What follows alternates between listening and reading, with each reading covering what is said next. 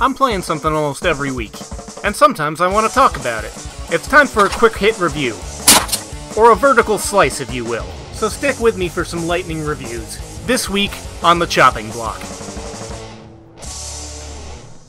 This past week I've been playing Blacksad Under the Skin. What the heck is Blacksad, you may reasonably ask? Apparently it's a visual novel series that I know next to nothing about. So how did I come across this game? Well, my interest was first piqued when I was looking around at various upcoming releases, and this game's art style was the first thing that jumped out at me, mostly because the character on the front cover looks like Iggy from JoJo's Bizarre Adventure if they were transformed into a full-sized person. Looking further, I discovered that this was supposed to be a detective adventure game akin to The Wolf Among Us and The Walking Dead, which I very much enjoyed, and considering the initial death of Telltale Games, I was open to an alternative. Whether or not the revived studio is any good, we have yet to see. After having played it, I can say that the game seems to be a mashup of the gameplay and story delivery of most Telltale games, with a setting like if you crossed LA Noire and Zootopia if you beat it with a really depressing stick. Minor story spoilers. I'm not going to show anything past the first couple hours, so while there will be very mild spoilers from the very start of the campaign, nothing shown will ruin the overarching story. There, you have been warned. In spite of the animalistic features of all the characters, this game doesn't shy from the struggles with the worst parts of humanity, ironically. Characters are all flawed, damaged, depressing, selfish, and thoroughly well written. The story has plenty of twists and is very much in the vein of the traditional noir detective story, even taking moments to make fun of the tropes and more played out stereotypes. This game has made me very much interested in checking out the comic source material. My only gripe in the writing is the main character, John Blacksad, who feels like some elements of his personality may be muted to serve the player's means of projecting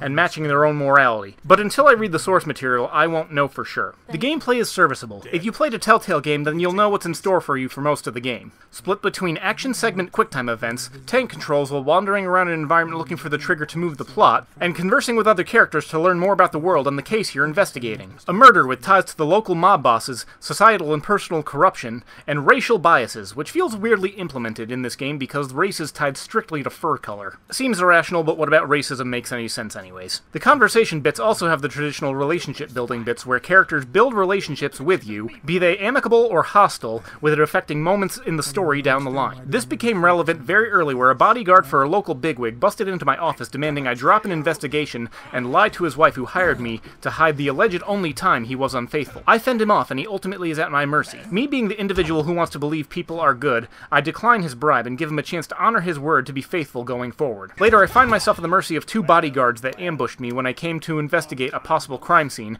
one of which being this guy. When the new one leaves, the one I met before pretends to beat me and tells me to play along, sparing me further injury and difficulty in future fights. The last relevant gameplay feature is a clue and deduction system where you combine various facts from clues you gather and then mash them together to build your case and occasionally move to the next story segment. These parts at times left me feeling rather clever and very satisfied. While I said the gameplay is serviceable, the game is not very well optimized or stable, and this is by far my biggest gripe. I cannot stress how much this game's impression is damaged by the stuttering, texture popping, graphical glitches, and loading times, which it sometimes felt I spent upwards of a fifth of my time in. And the game's poor optimization may have come across in QuickTime events not working properly, where there were at least two I've had to do upwards of 10 times, with me literally degrading to screaming at my TV, "I don't know what you want me to do!" I eventually overcame through sheer trial and error, but I played the PS4 version on a PS4 Pro and had all the aforementioned issues. Unless I'm mistaken, we had this game style figured out and optimized on the PS3 and Xbox 360 generation, and this game is nowhere near bleeding edge levels of graphical fidelity. I don't know if the other versions are any better, but I pray that the devs fix this, because in the end, I want more. Even with my outbursts of frustration, I had twice as many moments at the end of the story where I had a twist revealed to me, and I openly verbally exclaimed, "Holy shit!"